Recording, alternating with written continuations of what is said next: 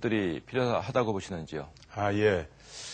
이제 물론 이 교육은 우리 초중고등학교와 그다음에 이제 고등교육기관인 대학교와 조금 다르게 접근해야 될 것 같은데, 이 녹색 성장 교육은 이론적인 이론적인 부분과 그다음에 실천을 같이 통해 가지고 지속 가능한 사회를 구현하는 그런 비전을 가지고 녹색 성장과 관련된 교육을 해야 됩니다. 그래서 이 녹색 성장 교육을 통해서 글로벌한 녹색 인재를 양성하고 그다음에 미래 녹색 시민으로서의 그 자격을 갖추는 그런 교육을 해야 된다고 생각을 합니다. 그러기 위해서 이제 가치관이 형성되고 시민 의식을 길러나가는 그 초중고등학교 시대에는 이론 교육과 더불어서 실습 교육이 상당히 중요하다고 생각합니다. 그래서 이론의 경우에는 기존의 교과 과정 이외에 녹색 성장과 관련된 새로운 교과목을 추가로 도입을 해야 되고, 뿐만 아니라 기존의 교과 과목 내에도 녹색 성장과 관련된 컨셉이 자연스럽게 녹아 들어가서 우선 이론적으로 녹색 성장에 대한 그 철학이 가치관 형성에 도움을 줄 수 있어야 됩니다. 동시에 문화체험이라든지 어떤 캠프라든지 그런 걸 통해 가지고 실질적으로 체험학습을 해봄으로써 행동으로 옮길 수 있는 그런 어떤 그 토대를 만들어 줘야 된다고 생각합니다. 실질적으로 선진국들은 에너지라든지 산림보전이라든지 재활용이라든지 이런 것들을 주제로 해가지고 자연교육센터를 운영을 해서 거기서 이론과 실제가 병행되는 교육을 많이 진행하고 있습니다. 그래서 우리도 그런 부분에 신경을 써서 이론과 실제가 병행해서 새로운 제대로 된 녹색 성장 그 철학을, 가치관을 구축할 수 있는 초중고등학교 교육이 이루어져야 된다고 생각을 합니다. 네. 지금 이론과 실제의 그 결합 필요성을 말씀하시면서 특히 초중고부터의 교육이 필요하다 이렇게 말씀하셨는데, 그 말씀은 정규 교육 과정 안에 이 녹색 성장과 관련된 내용이 포함되어야 한다 이런 말씀이신 건가요? 그렇죠. 저는 제 개인적인 생각으로는 정규 교육 과정에 반드시 포함되어야 된다고 생각합니다. 조금 전에 말씀드린 것처럼 녹색 성장과 관련된 과목이 정규 교과 과정에 별도로 도입이 돼야 됩니다. 그래서 녹색 성장만을 별도로 가리키는 과목이 있어야 아직 가치관 형성되지 않은 그런 시기에 제대로 녹색 성장을 배울 수 있고, 동시에 그것만으로는 부족하기 때문에 기존에 존재하고 있는 다른 과목들의, 다른 교과목 내에 녹색 성장의 컨셉이 같이 들어가서 같이 어우러져야 된다고 생각을 합니다.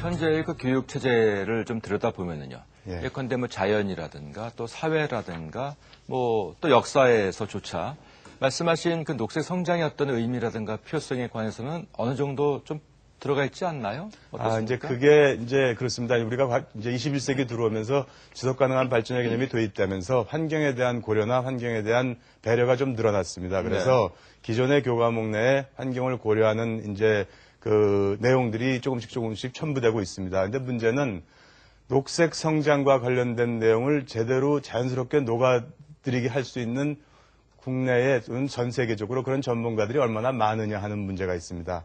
개념으로서의 녹색 성장은 굉장히 좋은데 이것을 실제로 생활에서 또는 사회에서 현실화시키는 과정에서는 아직까지 많은 어려움이 있습니다. 네. 그래서 그런 부분에서 우리가 좀 더 연구를 해서 새로운 교재를 개발하고 컨텐츠를 개발해서 그것이 새롭게 추가돼야 된다고 생각을 합니다.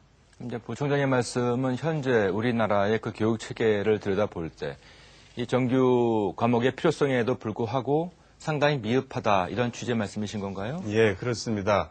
자, 지금 국내의 녹색 성장 교육 현황을 한번 보시겠는데요. 지금 2008년도 기준으로 중고등학교에 환경 관련 과목을 선택한 현황입니다. 지금 한 17% 정도가 환경 과목을 선택하고 있습니다.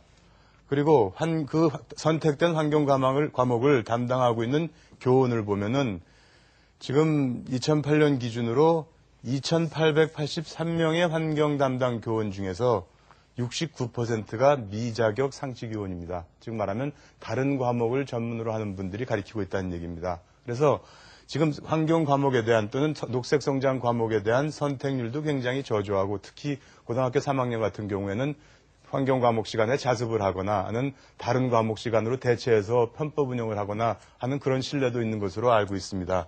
그리고 뿐만 아니라 범교과 차원에서 내실 있는 녹색 성장 교육이 이루어지기 위해서는 환경 전문 교사가 아닌 다른 교원에 대해서도 녹색 성장과 관련된 어떤 연수라든지 교육이 이루어져야 되는데 그런 부분은 아주 미흡한 것이 현실이라고 말씀드릴 수 있겠습니다. 그런데 지금 잠깐 언급을 하신 내용 가운데 환경교육이라고 하는 것이 있었는데요. 예. 그럼 환경교육과 녹색성장교육은 다른 건가요?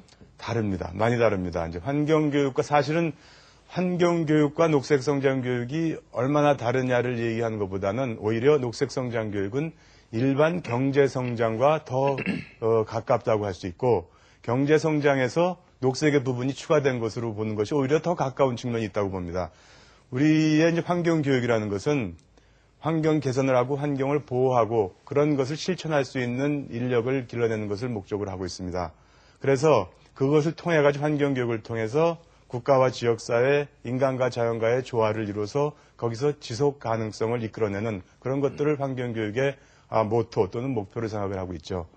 녹색 성장은 좀 많이 다릅니다. 녹색 성장은 결국 가야 될 길은 성장입니다. 어떻게 해서 경제 성장을 이뤄내고 부를 창출해내고 새로운 시장을 만들어내야 하는 것인데 거기에 환경적인 측면을 고려해서 해야 되는 것이죠. 그래서 환경을 통해서 경제와 조화를 이루어서 새로운 시장을 확충하고 부를 창출해내야 되는 것이기 때문에 오히려 경제적인 성장 측면도 관계가 있고 거기에 필요한 인력은 조화보다는 어떤 도전가 정신, 기업가 정신, 창의성을 가지고 도전하는 환경이라는 이슈, 환경이라는 가치를 가지고 새로운 성장으로 전환시키기 위해서 도전하는 그런 인력이 필요하고 그런 인력을 길러낼 수 있는 그런 교육이 필요하다고 생각을 합니다.